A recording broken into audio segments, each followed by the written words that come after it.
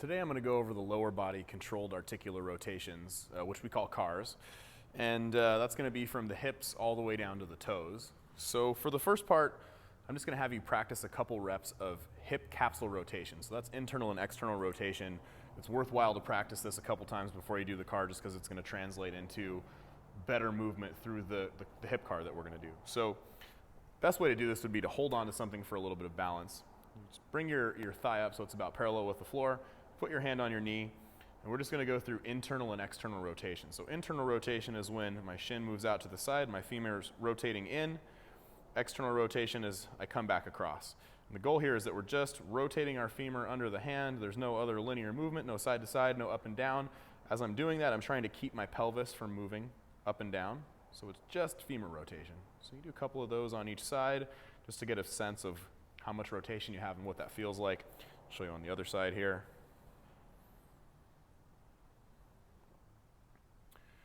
All right, so now to put that into the hip controlled articular rotation, that's going to be, the rotation's the foundation of the movement, but we're going to go through this linear stuff. So I'm going to show you one from the front in each direction, one from the side, and the goal is going to be to do two in each direction. So again, holding on to something, remember we're trying to get our hip to do all of that stuff that a hip will do with no other movement. So I'm trying to keep all of my other joints still, tension through the rest of the body.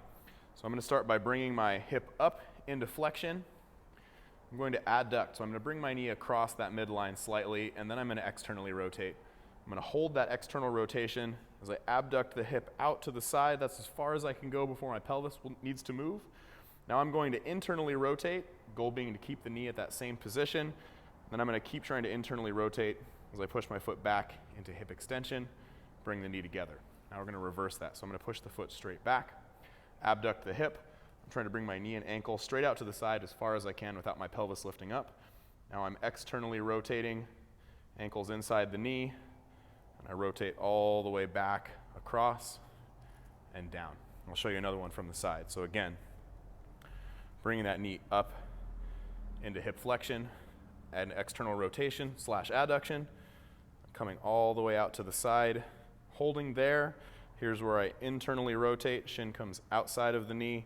I'm going to keep trying to internally rotate as I come back into hip extension, and now reverse, push back into hip extension, abduct, externally rotate as you pull the knee up into flexion, back across, externally rotating as we bring the leg back down. Okay, time for the other side. I'll go one from the front again. So up into hip flexion, adduction, and external rotation. Abducting, holding there, internally rotating all the way back into hip extension. Knees come down and together. Now reverse, push into hip extension, abduct till we're stuck, externally rotating all the way up and down. Again from the side here. So we have hip flexion, adduction, and external rotation. Abduction and internal rotation all the way back into hip extension. And then reversing, hip extension, abduction, internal rotation, external rotation, flexion, and adduction. All right, there's the hip CARs. We're going to go down to the knees. So in this one, you can sit on the floor. Now the kneecap is the first component. So we do kneecap CARs, and the knee is the one joint in our body that won't move on its own. We have to move it with our hands. Make sure that you're sitting upright and keeping your quads relaxed. And if that's challenging for you to sit there, like if your hip flexion's limited a little bit, you could just sit and lean up against something. But make sure the quad's relaxed. I need to grab your kneecap kind of firmly. And the goal here is we're going to try to make what looks like a square with the kneecap. So you might find that it's easy to move it one direction, maybe side to side, or up and down might be more limited. But basically what I'm going to do here is grab my kneecap with my index fingers and my thumbs. I'm going to push it over to the side as far as I can go without forcing it. I'm going to keep it over to the side and try to slide it down. Now I'm going to keep it down and slide it back across. Now I keep it over to that side and try to pull it up. We go up and over and down and back and up and over. That was 2, so we're going to reverse for 2. So keep it over, pull it up, come all the way back over, move it down, keep it down, move it back over, keep it over and move it up, up and back and over, down and over, and then over and back up. So we just finished those 2 full circles in each direction. Now if you notice that one direction doesn't move as well as the others, there's no need to force it there. All you want to do is spend a couple extra seconds just trying to hold it over and pushing that direction. That's the best way to free up that movement, and the long-term goal being that we can move it through that square with relatively the same resistance and the same range of motion. That just takes time to develop. All right, so let's go over to the other kneecap. So again, make sure that quad's nice and relaxed. Grab the kneecap. I'm going to push it over to my left side, keeping it over, moving it down, keeping it down, moving it back over to the other side, keeping it over and pulling it up, keeping it up and over again, over, down, down and over to the other side, over and up. I'm going to slide it back over one more time to close that circle.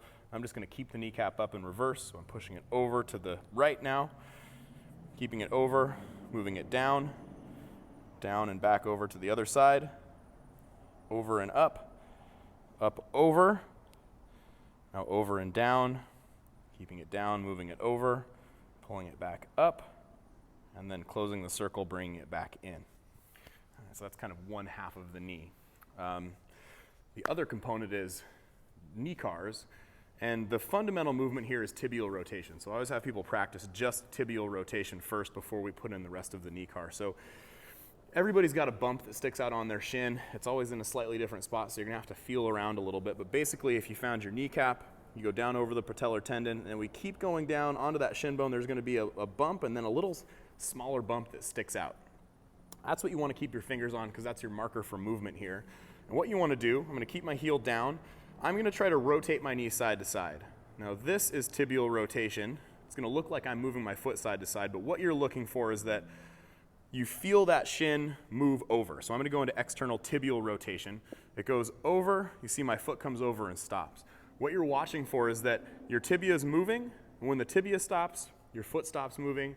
That means you're differentiating your ankle movement from your knee movement. And that's really important for learning how to do a knee car and learning what your knee is actually supposed to do. So let's just practice that a couple times. Just rotate in. Again, as I internally rotate my knee, my foot stops moving when my shin stops moving. Sometimes this takes some practice. Sometimes you might feel like it's not moving at all. If you find that your shin is just not moving side to side, just try to rotate your big toe in as far as you can, pinky toe out as far as you can. And now we're gonna put that together with the full knee car, which it's all about rotation here. So we're actively trying to do that internal and external rotation as we flex and extend the knee. So I'm gonna grab my femur here and just kind of pull it in, put my leg in a chokehold. I'm gonna keep my hand on my shin bone. That's important because I wanna make sure that I'm getting that rotation. So now I'm gonna go into internal rotation. So I'm rotating my tibia in. You see my foot comes in, my shin stopped moving, now my foot stopped moving. But I'm gonna keep holding that active internal rotation as I extend my knee, just to the point of some hamstring tension. No need to lock the knee out. Now I'm going to externally rotate. So I externally rotate, trying to go until I feel my shin bone move over. Now I'm gonna keep externally rotating as I come down. We're gonna go back in internal rotation. Keep internally rotating as you extend the knee. Now external rotation, we flex the knee. Internal rotation to close the circle, and now we reverse. So external rotation, keep externally rotating as you extend the knee. Internal rotation as we flex the knee. One more time around that same way. External rotation, actively externally rotating as we extend, internally rotating as we flex, and then closing that circle. Let's go over to the other side, same thing. So keep the heel on the ground, find that little bump on the shin bone. Let's just do a couple tibial rotations to each side. Nice and slow. And then we grab that femur, put it in a chokehold. Hand stays right on that bump on the shin so we can tell that it's moving. External rotation and extension, internal rotation and flexion, and repeat. External rotation while we extend the knee, internal rotation as you're flexing the knee, maximally rotating the whole time. Close the circle and external rotation. Now we're gonna reverse. Internal rotation, extend the knee, external rotation, flex. One more time. Internal rotation, extending the knee, external rotation, flexing the knee, close that circle in internal rotation, and that's it. Next, we have the ankle car. And so, again, we want to differentiate our ankle movement from our knee movement. A really good starting point here is just to keep your heel on the ground and fingers on the tibia, because we want to make sure that we're getting through our full ankle movement with no tibial rotation. So this is going to be my marker to tell if I'm just moving my ankle. My foot's out far enough that I can't get my toes or the ball of my foot to touch, even if I try. And that's going to be the start of our ankle car. So I'm going to push down, ball of the foot goes down. Now I'm going to move the ball of my foot in, as far in as I can go without the tibia moving. I'm going to continue to move my ankle in as I come all the way up. Now I'm going to move out. I'm trying to move again out as far as I can with no tibial movement there, no external rotation of the knee. I'm going to keep moving the ball of my foot out as I point my toes down. I'm going to come all the way back around again. In and up and over and down and back around. Now we're going to reverse. Out and up and over and down. Again, one more time. Down and over and up and over and down. And then close that circle. I'm going to show you a different option for the other side. So if you've found that that's really easy, sometimes we can do this just in a slightly more challenging way. That's just keeping the heel off the ground. That's a closed chain movement, so you just have one extra point for your nervous system to kind of figure out where you are in space. This way is a little more challenging just because our foot's floating. But again, I'm going to keep my hands right on my shin so I can make sure it's not moving.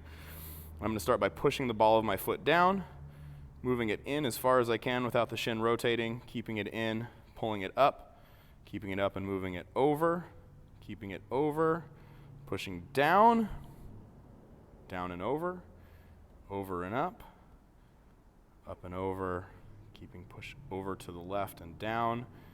Close that circle by bringing it back in. Now we reverse, keeping it down, coming back out, all the way up and all the way over and down and over one more time, all the way up and over and down, closing the circle. And that's it. That's the ankle car. So the last one, we're going to go to the toes. I like to do this standing. You can do it seated. Different positions are fine, but let's start standing. So probably the most important part of our feet are our big toes. So we're going to learn how to move just our big toes. When we do this, like all the other cars, we're trying to move just the big toe joint and nothing else. So I'm trying to avoid pushing down my outer toes while I try to move the big toe. I'm trying to avoid rolling on the inside or the outside of the feet. So I want you to think about tripod position on your foot. We should have pressure under the ball of the big toe, the pinky, and the heel. Think about a little triangle there. First things, we're going to do big toe extension. So keeping that 3 points of pressure under the foot, lift the big toes up and just hold them. See if you can do that without pushing the outer 4 toes down. This is way easier said than done in the beginning. And let it come back down. We're going to do that 4 more times. Lift and put them back down.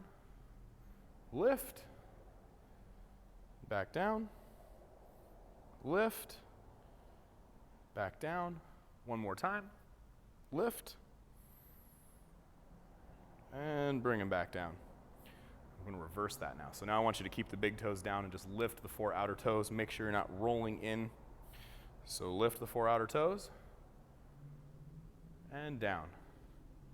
Lift, drop, lift, down. 2 more times. Lift, down. One last time. Lift those 4 outer toes and set them down. All right, let's make it a little bit harder. I want you to pick all the toes up now.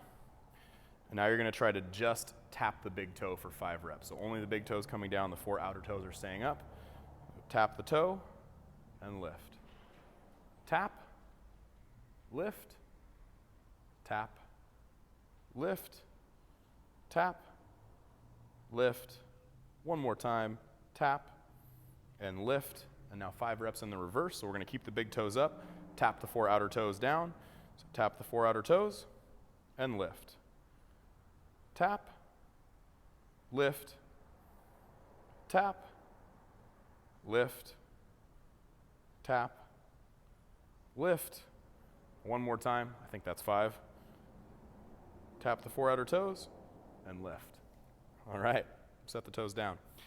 Now we're going to work individual toe movement, but just trying to work one toe at a time, working our way in. So you're going to lift all the toes up, and you're going to slowly try to put the pinky toe down, and then the next toe, and the next. Big toe comes down last. Let's do that 2 more times. Lift all the toes, pinky toes, next toes, the next, and the big toe. I'm struggling. Okay, one more time. Lift them all up.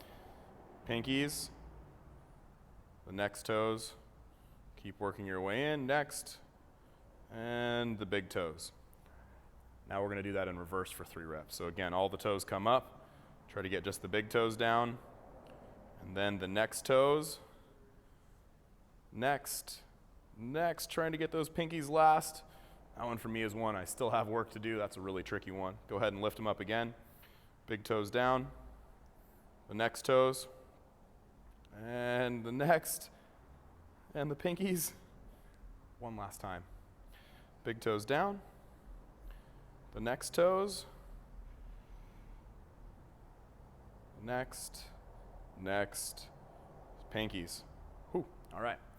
Last ones we're going to try. We're just going to do 5 reps of trying to spread the toes out and bring them back together. I'm showing you with my hands because it might be a little bit easier to see. But basically we're trying to do this where we're not lifting the toes up nor pushing them down. We're just trying to spread them apart and squeeze them back together. So without any extra pressure or lifting, try to spread the toes out and now squeeze them back together. Spread the toes apart and back together. Apart. Back together, apart, and back together. One last time, spread them apart,